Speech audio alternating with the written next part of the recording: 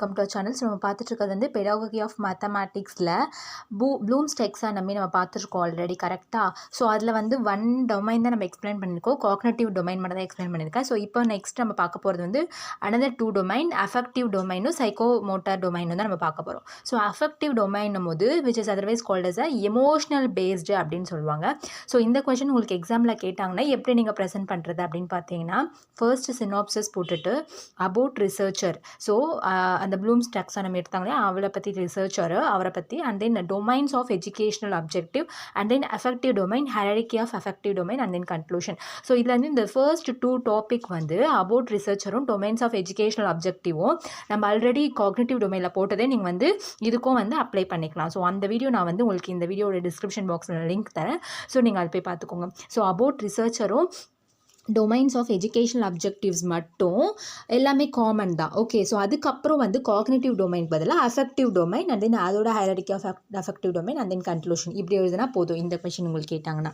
So affective domain அப்படின்னா என்ன அப்படின்னு பார்த்தோன்னா, skills in the affective domain describes the way people react emotionally and their ability to feel other living things pain or joy. So skills affective டொமைன்றது வந்து ஒரு skills. அது என்ன எதை பற்றி நான் சொல்லுது அப்படின்னு பார்த்தோன்னா, பீப்புள் எப்படி ரியாக்ட் பண்ணுறாங்க, எப்படி எமோஷ்னல் ஆகுறாங்க, எப்படி வந்து அதர் லிவிங் திங்ஸ் கூட பெயின், அவங்களுடைய வலி அந்த ஜாய்ஃபுல்லாக அவங்க வந்து என்ஜாய் பண்ணுறாங்க, அது எல்லாமே சொல்கிறது தான் வந்து அதை பற்றி சொல்கிறது எல்லாமே வந்து அஃபெக்டிவ் டொமைன் அப்படின்னு சொல்லுவாங்க. இதில் வந்து 5 ஹைரார்கி லெவல் இருக்குது. So there are 5 levels in the affective domain moving through the lowest order process to highest level. So லோவஸ்ட்லேருந்து ஹையஸ்ட் லெவல் நம்ம காக்னிட்டிவ் டொமைனில் பார்த்தோம் இல்லையா, லோவர் டு ஹையர், அதே தான் இதுவும் அஃபெக்டிவ் டொமைனும். லோயஸ்ட் ஆர்டர்லேருந்து ஹையஸ்ட் லெவல் இருக்கும். அந்த ஃபர்ஸ்ட் வந்து ஹைரார்கி ஆஃப் அஃபெக்டிவ் டொமைன் நம்ம பார்த்துடலாம். ஸோ ஹைரார்கி ஆஃப் அஃபெக்டிவ் டொமைனில் என்னென்ன இருக்குது அப்படின்னு பார்த்தோன்னா, ஃபர்ஸ்ட் வந்து லோவர்லேருந்து அப்பர் போகிறோம். ஃபர்ஸ்ட் லோவரில் என்ன இருக்குது அப்படின்னு பார்த்தோன்னா, receiving, and then responding, valuing, organising, characterising. Okay, so first வந்து ரிசீவிங் அப்படின்னு பார்க்கும்போது, ரிசீவிங் தான் வந்து lowest level hierarchy of affective domain. So hierarchy of affective டொமைனில் லோவஸ்ட் லெவல் எது அப்படின்னு பார்த்தோன்னா ரிசீவிங் தான். In this stage the students passively pays attention. So இந்த ஸ்டேஜில் வந்து ரிசீவிங் என்னும் போது நம்ம சொல்கிறத ஸ்டூடெண்ட் வந்து கேட்பாங்க, ரிசீவ் பண்ணுவாங்க, அதுதான் வந்து ரிசீவிங் அப்படின்னு சொல்கிறாங்க. அவங்க வந்து ரொம்ப அட்டென்ஷனாக வந்து மிஸ் என்ன சொல்கிறாங்க, டீச்சர் என்ன சொல்கிறாங்க அப்படின்றத வந்து அவங்க வந்து கேட்பாங்க, ரிசீவ் பண்ணுவாங்க. Okay, so without this level no learning can occur. So இந்த லெவல் இல்லாமல் லேர்னிங் நடக்காது. ஏன்னா ஒரு மேம் வந்து நடத்துறது நம்ம கவனிச்சாதான் நம்மளுக்குள்ள அந்த லேர்னிங் ப்ராசஸ் நடக்கும். ஸோ அதுக்கு வந்து நம்ம அட்டென்ஷனாக ஒரு கிளாஸ் ரூமில் கண்டிப்பாக இருக்கணும். அப்போ தான் நம்மளால் அந்த லேர்னிங் ப்ராசஸ் நம்மளுக்குள்ள நடக்கும். என்ன சொல்கிறாங்க இது சொல்கிறாங்க நம்மளால் கவனிக்க முடியும். ஸோ அதுதான் இங்கே சொல்கிறாங்க, without this level no learning can occur. So receiving is about the students memory and recognition as well. So ரிசீவிங்ன்றது வந்து ஸ்டூடெண்ட்ஸ் மெமரி டிபெண்ட் பண்ணி இருக்குது, அண்ட் தென் ரெக்கக்னிஷனையும் டிபெண்ட் பண்ணி இருக்குது. ஸோ ரிசீவிங்ன்றது பேசிக்காக இதுதான். ஓகே, ஸோ ரெஸ்பாண்டிங் அப்படின்னும் போது ஃபர்ஸ்ட் வந்து ரிசீவிங், ஸ்டூடெண்ட் வந்து ரிசீவ் பண்ணுறாங்க. ஸோ ரெஸ்பாண்டிங்னும் போது உங்களுக்கு இந்த வேர்டோட மீனிங்லேயே தெரியும், ரெஸ்பாண்ட் பண்ணுவாங்க. அவங்க ரிசீவ் பண்ண விஷயத்தை கற்றுக்கிட்டு அண்ட் தென் அவங்க டீச்சர் கேட்குற கொஷனுக்கு வந்து அவங்க ரெஸ்பாண்ட் பண்ணுவாங்க கரெக்டாக. ஸோ அதுதான் வந்து responding. The students actively participate in the learning process, not only attends to a stimulus. So students வந்து என்ன பண்ணுவாங்கன்னா, ஆஃப்டர் ரிசீவிங் அவங்க வந்து ஆக்டிவாக பார்ட்டிசிபேட் பண்ணுவாங்க, அவங்க கேட்குற கொஷனுக்கு ஆக்டிவாக பார்ட்டிசிபேட் பண்ணி ரெஸ்பாண்ட் பண்ணுவாங்க. So the students also react in the same way. At this level the learners will be willing to respond. So இந்த லெவலில் வந்து லேர்னர்ஸ் வந்து அவங்க வந்து வில்லிங் எடுத்து ரெஸ்பாண்ட் பண்ணுவாங்க, அவங்க கொஷின் கேட்குறதுக்கு எல்லாமே ரெஸ்பாண்ட் பண்ணுவாங்க, ரியாக்ட் பண்ணுவாங்க, and then B satisfied to respond. Okay, so இது ஒரு எக்ஸாம்பிள் நம்ம பார்த்தோம்னா, பார்ட்டிசிபேட்டிங் இன் குரூப் டிஸ்கஷன். ஒரு குரூப் டிஸ்கஷனில் வந்து பார்ட்டிசிபேட் பண்ணுறாங்கன்னு வச்சுக்கோங்களேன். ஸோ அவங்க சொல்கிற டாப்பிக்கை ரிசீவ் பண்ணிவிட்டு அண்ட் தென் அந்த டாப்பிக்கை பற்றி அவங்க வந்து பேசணும், எல்லாருமே சேர்ந்து பேசணும், அப்புறம் ரெஸ்பாண்ட் பண்ணுவாங்க. ஓகே, ஸோ இது வந்து ஒரு நல்ல எக்ஸாம்பிள் வந்து participating in group discussion. After that பார்க்கும்போது வேல்யூவிங். ஸோ வேல்யூவிங்னா என்ன அப்படின்னு பார்த்தோம்னா, the students attaches a value to an object phenomenon, a piece of information. So valuing means first வந்து என்ன பண்ணுறாங்க, ரிசீவ் பண்ணுறாங்க அண்ட் தென் ரெஸ்பாண்ட் பண்ணுறாங்க. அவங்க கற்றுக்கிட்ட இன்ஃபர்மேஷனை வேல்யூ பண்ணுவாங்க. ஓகே, ஸோ அதுதான் வந்து the students attaches a value to an object phenomenon as a piece of information. So the students associates a value or some value to the knowledge they acquire. So அவங்க எப்படிப்பட்ட நாலேஜை வந்து acquire பண்ணியிருக்காங்கன்றது பசங்களே வந்து value பண்ணுவாங்க. Okay, so and then next one is organising. So அவங்க கற்றுக்கிட்ட receive பண்ண இன்ஃபர்மேஷன் எல்லாமே அவங்க என்ன பண்ணுவாங்க, வேல்யூ பண்ணிவிட்டு அண்ட் தென் அவங்க ஆர்கனைஸ் பண்ணுவாங்க, அவங்க மைண்ட்குள்ளே வந்து ஆர்கனைஸ் பண்ணுவாங்க. ஓகே, இந்த இதில் நம்ம படித்தோம், இப்படி படித்தோம், அப்படி படித்தோன்றதை ஆர்கனைஸ் பண்ணுறதா வந்து organising. The students can put put together different values, information and ideas and can accommodate them within her own schema. Okay, so அவங்களுக்குள்ளேயே அவங்க ஒவ்வொருத்தருக்கும் ஒரு சில டிஃப்ரெண்ட்டாக இருப்பாங்க. அவங்க ஒருத்தரும் வேறு வேறு இன்ஃபர்மேஷன் வந்து லைக் அவங்க டிஃப்ரெண்ட் வேல்யூ வந்து எடுத்திருப்பாங்க. அதுலேருந்து ஒரு டிஃப்ரெண்ட் வேல்யூ எடுத்திருப்பாங்க. அதில் ஒரு டிஃப்ரெண்ட் இன்ஃபர்மேஷன் வந்து கேதர் பண்ணியிருப்பாங்க. எல்லாருமே ஒன்றா கேதர் பண்ணுவாங்கன்னா கண்டிப்பாக கிடையாது, அக்வயர் பண்ண மாட்டாங்க. ஒரு ஸ்டூடெண்ட்டும் டிஃப்ரெண்ட்டாக தான் வந்து ஒரு இன்ஃபர்மேஷனை அக்வயர் பண்ணுவாங்க. அண்ட் தென் அந்த கிடைச்ச எல்லா இன்ஃபர்மேஷனும் அவங்க வந்து ஆர்கனைஸ்டாக அவங்க மைண்ட்குள்ளே வச்சுப்பாங்க. அவங்களுக்குன்னு ஒரு ஸ்கீமாக போட்டு வச்சுப்பாங்க. And then the students is comparing, relating and elaborating on what has been learned. So அவங்க என்ன கற்றுக்கிட்டாங்களோ அது கம்பேர் பண்ணி ரிலேட் பண்ணி அவங்களுக்குள்ளேயே அவங்க ஒரு ஓன் ஸ்கீமாவாக போட்டு வச்சுருப்பாங்க. அதுதான் வந்து ஆர்கனைசிங்.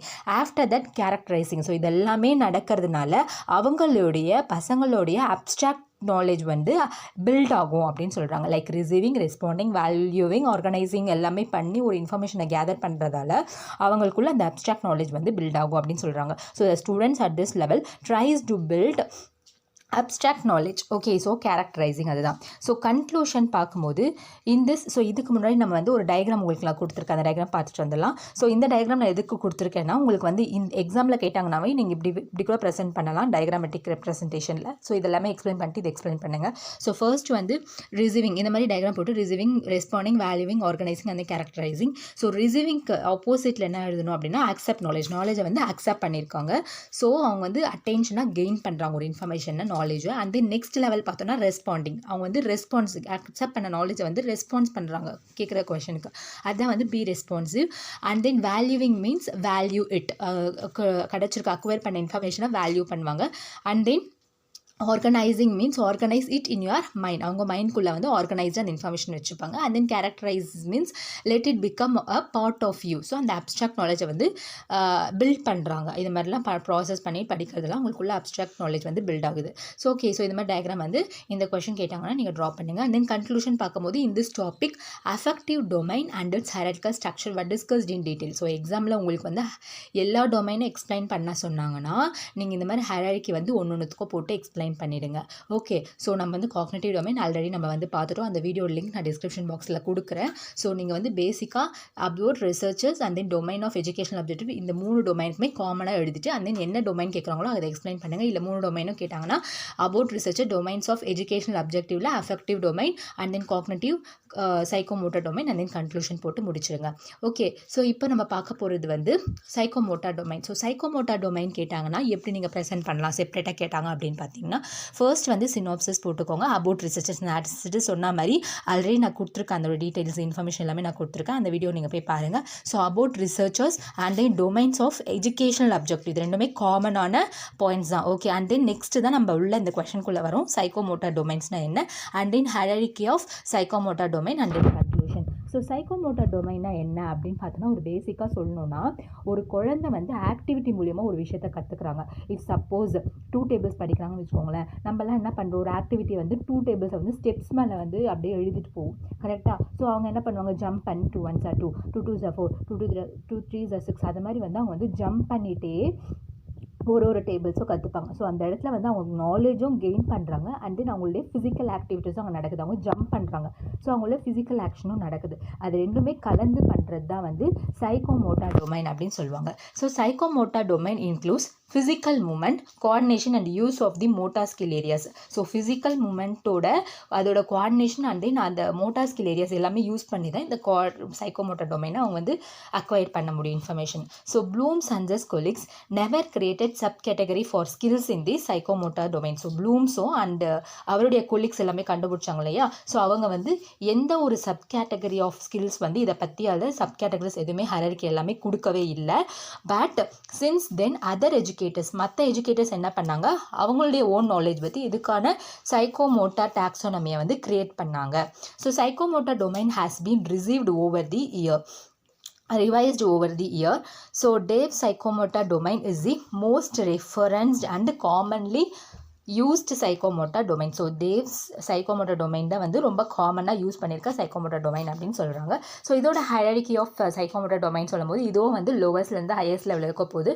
ஃபர்ஸ்ட் வந்து லோயஸ்ட் லெவல் பார்க்கும்போது imitation, manipulation, precision, articulation and then naturalisation. So first imitation பண்ணும்போது இப்போ நம்ம ஸ்டூடெண்ட்ஸ் இப்போ நம்ம டீச்சரில் கிளாஸில் வந்து ஒரு லேர்னிங் ப்ராசஸ் நடக்குது. ஒரு டீச்சர் வந்து எடுக்கிறாங்க. மற்ற ஸ்டூடெண்ட்ஸ் என்ன பண்ணுறாங்க, அந்த டீச்சரை அப்சர்வ் பண்ணும்போது ஒரு சில சின்ன குழந்தைங்களாம் என்ன பண்ணுவாங்க, நான் டீச்சர் மாதிரியே பண்ணுறேன் அப்படின்னு சொல்லிட்டு சின்ன வயசுலாம் டீச்சர் கேம்லாம் விளையாடுவாங்க இல்லையா. ஸோ அதுதான் வந்து அவங்கள மாதிரியே அப்படியே இமிட்டேட் பண்ணுறதா imitation. Observing and patterning behaviour after someone else. So அப்படியே அந்த பேட்டர்னை பிஹேவியரை அப்படியே வந்து காப்பி அடித்து அவங்கள மாதிரியே நான் வந்து பண்ணுறேன் அப்படின்னு சொல்லிட்டு பண்ணுறாங்க இல்லையா. ஸோ அதுதான் வந்து imitation. Performance maybe of low quality. And then next one is a manipulation. So manipulation போது being able to perform certain action by following instruction and practicing. So இதில் என்ன பண்ணுவாங்க, மேனிப்புலேஷன் மீன்ஸ் அவங்க வந்து பண்ண விஷயத்துலேருந்து அவங்க ஒரு certain actions, instructions and practicing.